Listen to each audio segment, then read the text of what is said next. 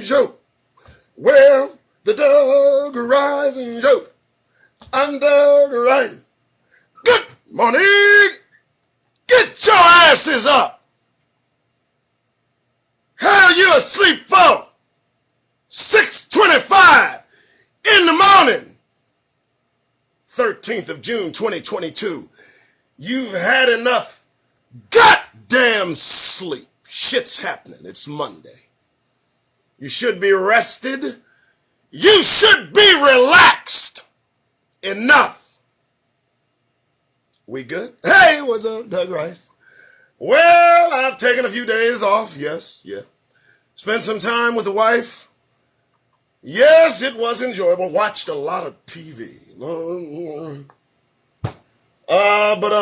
I took some time. Decided to get my mind right, baby. Took in some news. Oh, it's getting good. But now I'm back. I'm still black and, well, I'm still a Negro. And I've kept busy. You've watched me on Twitter, Instagram, Facebook. I got the Snapchat going on. A little bit of Tumblr happening. I'm everywhere. But the break, the hiatus, the momentary pause for the cause has yielded fruit. Oh my goodness. Oh my goodness. You know the drill. You know what I do.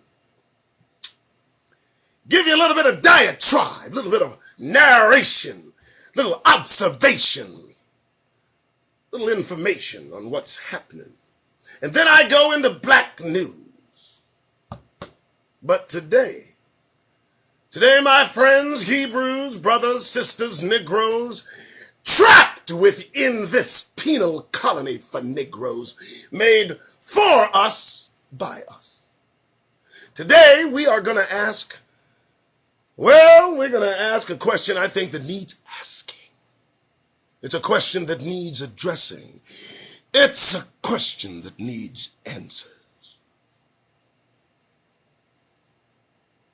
The question this morning, Monday, 13th of June, 2022. The question, my brothers and sisters, is real simple. How bad is it?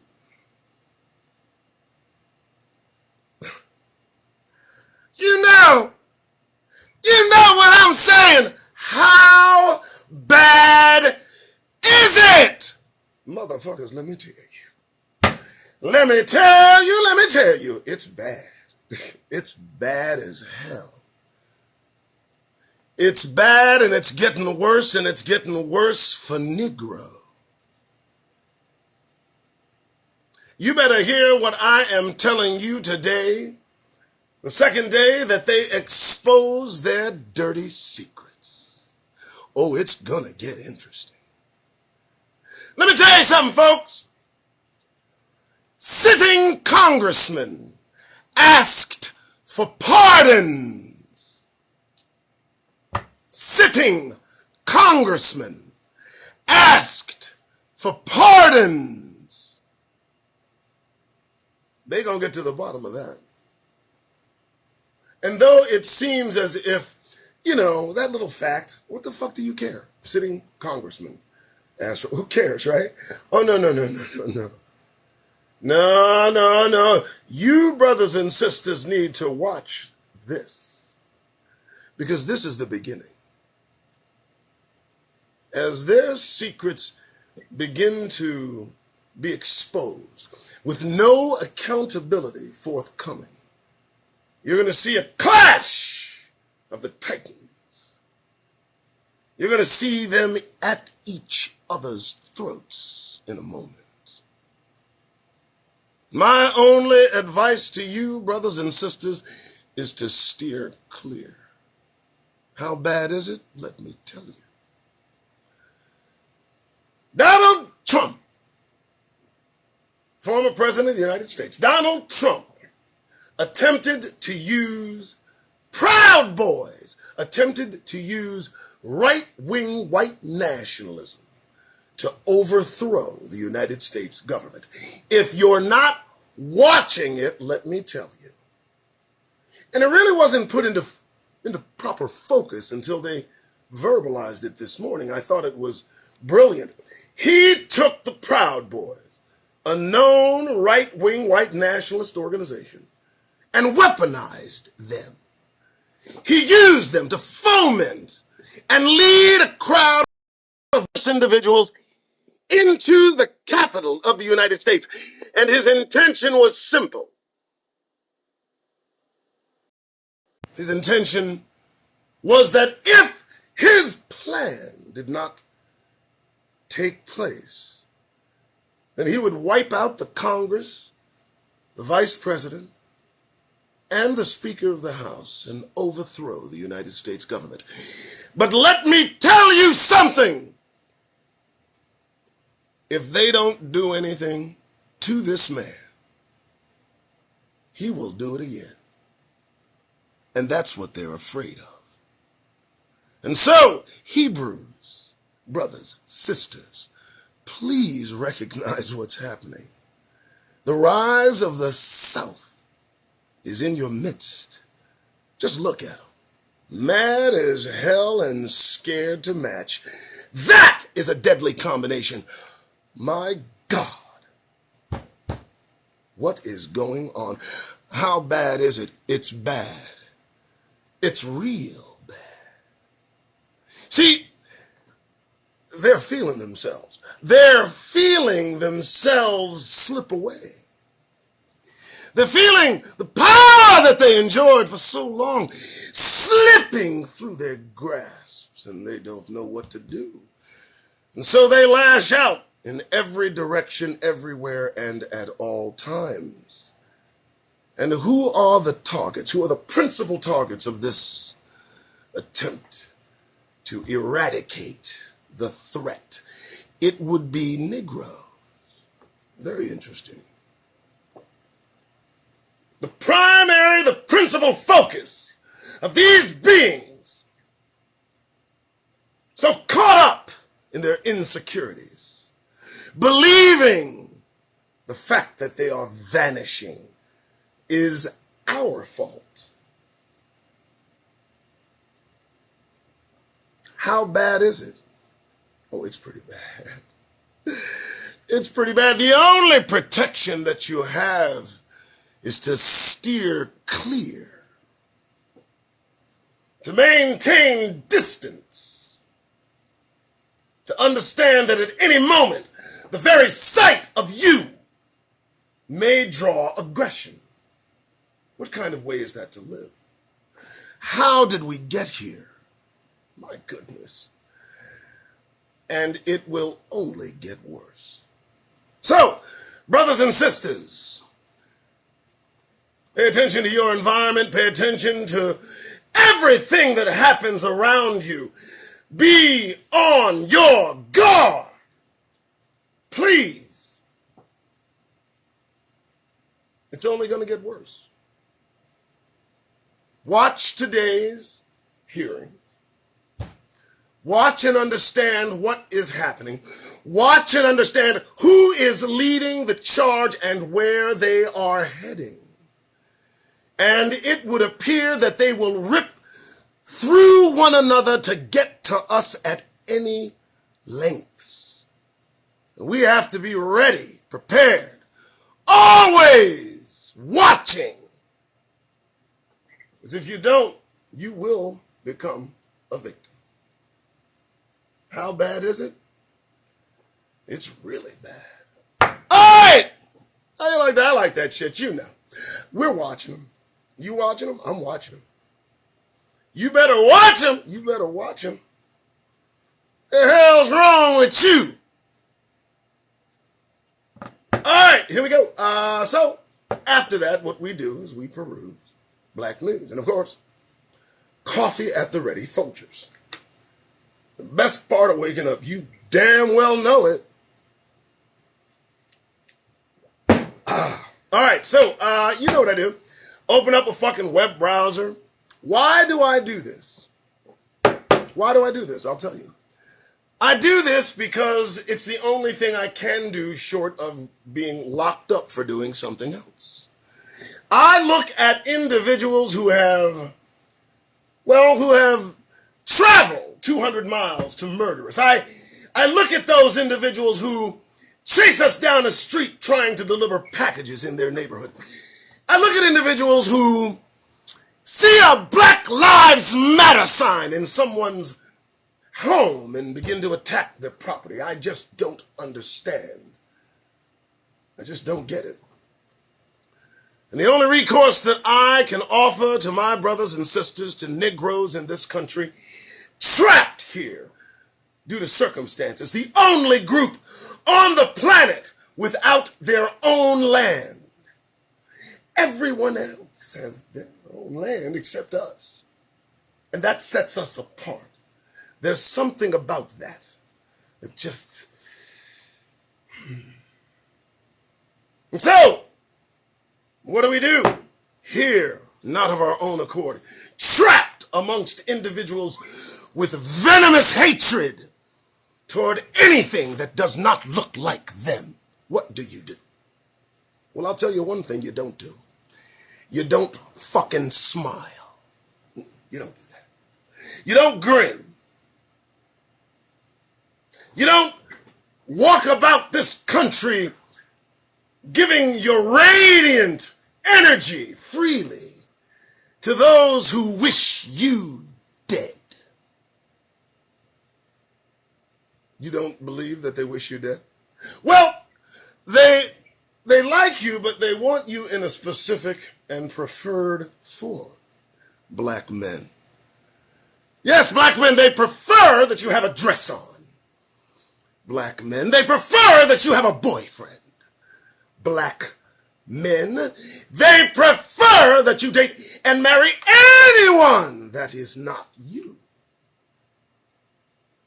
They prefer that you push a narrative that is not in your best interest, and they want you to do that with a fucking smile on your face as they murder you indiscriminately and without consequence.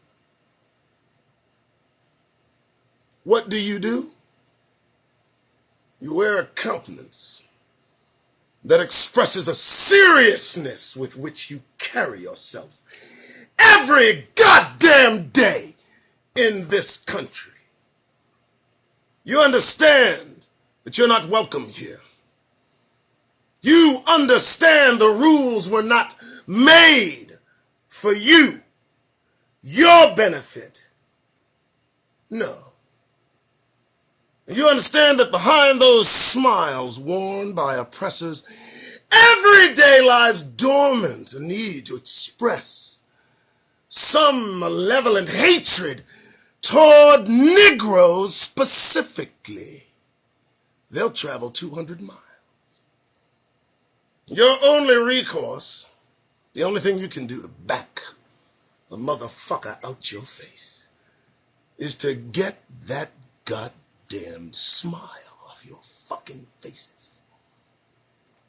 If you're gonna move through this country, understand you don't move through it welcome. Break through that Stockholm syndrome that's clamped the minds of brothers and sisters in this country to a degree. It's marginalized and mitigated our attempts to move forward. And still we remain in place, struggling as they watch. And so, the only thing that I can do is to recommend that you get it off your face and keep it off. There's nothing to smile about here. All right, let's look at what the news has to offer. It'll be like 6:40 in the morning. It's what I fucking do. Some of you ask, damn, Doug, what's wrong? Motherfucker, are you serious? Where do you think you are, Negroes?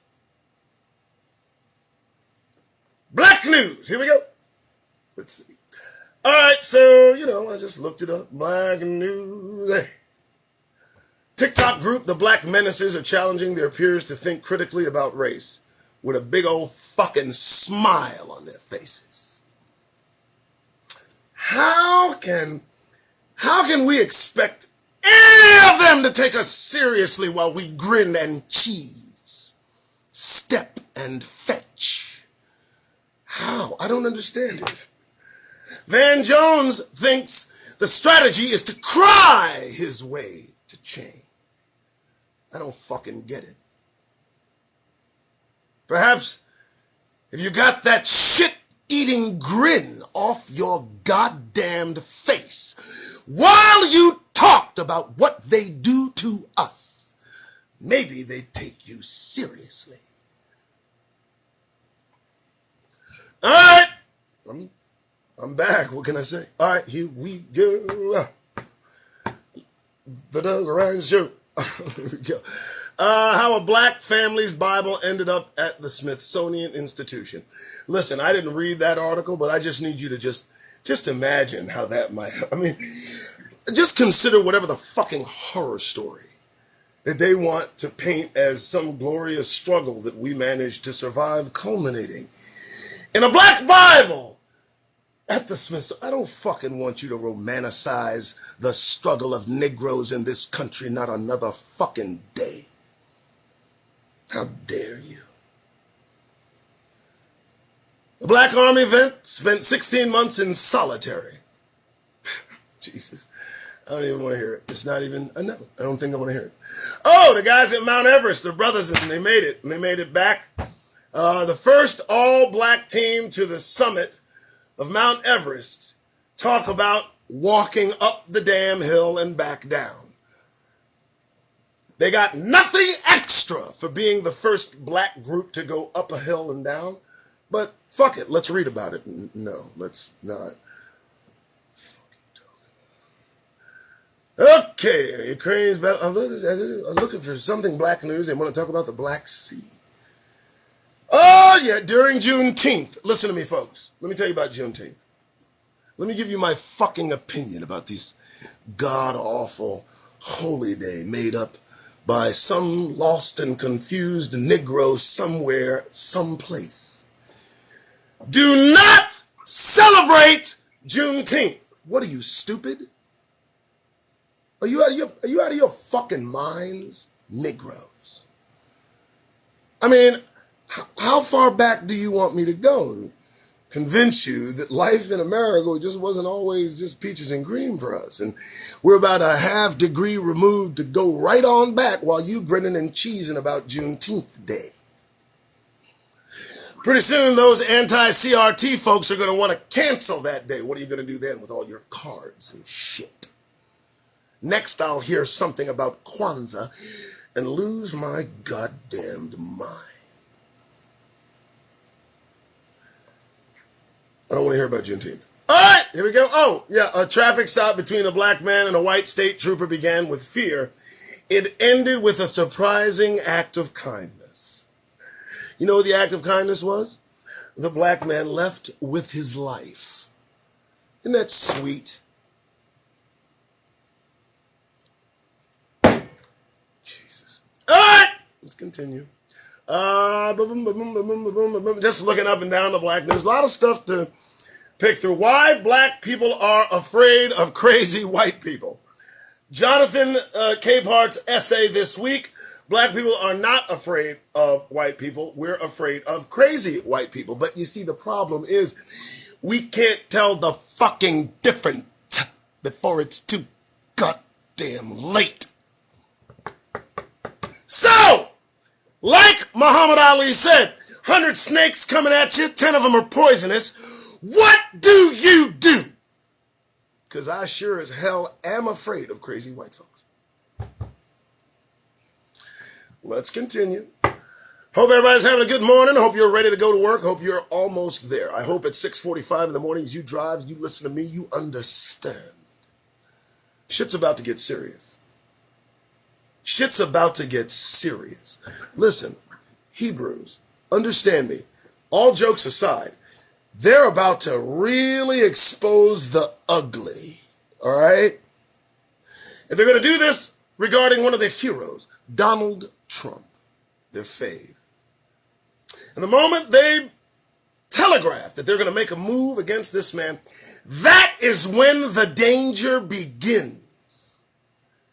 He got 70 million people that support this clown, this obvious criminal, this decrepit human waste. I have no idea how anybody can look at Donald J. Trump and not understand, well, creep. But they love him. And I fear if the Department of Justice moves against him or his cronies, he will give the cry. He will tell those remaining Proud Boys ready and waiting and willing to do whatever, to lead whatever charge may be required to release him. And that's when the fur starts flying. Folks, Civil War 2.0 is right at our goddamn doorstep.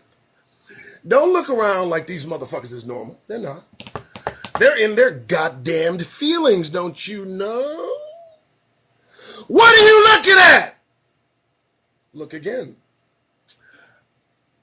I drift. All right, let's continue, baby. Hey, not too much black news to peruse, but oh my goodness. Charlize Theron. I got to hear this chick in front of my face. This one that likes to adopt young black boys and throw them in dresses. She and her, what's-her-face, must have a lot to talk about. Jesus Christ. I don't even understand this shit. All right, well, black and brown stripes on the pride flag aren't enough. Oh, my God.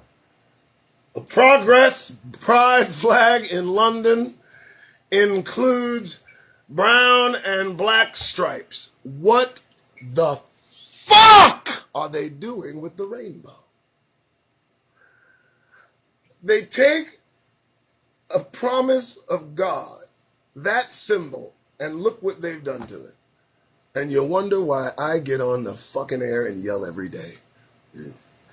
All right, well, since my... Okay, and I'm getting into repeat news. So, that's it, folks. I feel good. I wanted to come on. I wanted to come back and give you something to look at today. The natives are getting restless, folks. The folks all around you who believe that this country belongs to them and no one else are about to do all they can to make that so.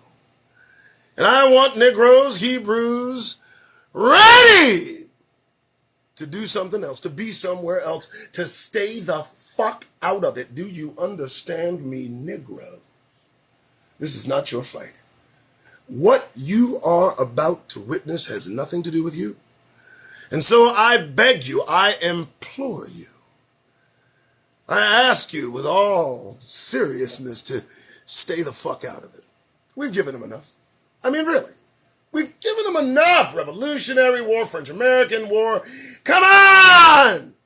Civil War, World War I, World War II, Korea, Vietnam. Oh my God, Iraq, Afghanistan. How much Negro blood and treasure do you need? No more. This is their thing. Let them work it out. Negroes, I need you to bring it in. We got to bring it in. Get out of her. All right. Okay, well, I'm about done. I got to go to work, got to do these things, Better when I take a few days off. Voice feels good. The mind is sharp. Trying to give you the best shit I got. Today, I feel good. So, 10 minutes to the hour, 7 a.m. I want you to be safe, be well, and for God's sake, just keep your head on a swivel. All right? All right. Hey, you guys have a good morning. I'm out of here. Oh, wait a minute. In my rush to leave, I neglected to mention one last and very vital point. It's Monday, creeping up in the half of the month. June just sliding right past Today, the second day of these hearings, you're going to notice. You're going to see it on their faces. You're going to feel it coming from them. Some of them are going to feel kind of embarrassed, a little bit awkward, the secret's man. And anything might set them off. You don't know. For God's sake, why take a chance? Why risk it? So as you glide through all the terrain offered to you by the United States of America, this place we are trapped in, today as you go to work, go about your business, shop, do all the things that you need to do, be conscious. There are those around you, though smiling, may not have a good thought about you. And so, to protect yourself, to make sure that you are on guard, I want you to wear a serious countenance. There's plenty of time for smiling when you're with family, like now. But when you're out there, you're about there, you need to protect yourself.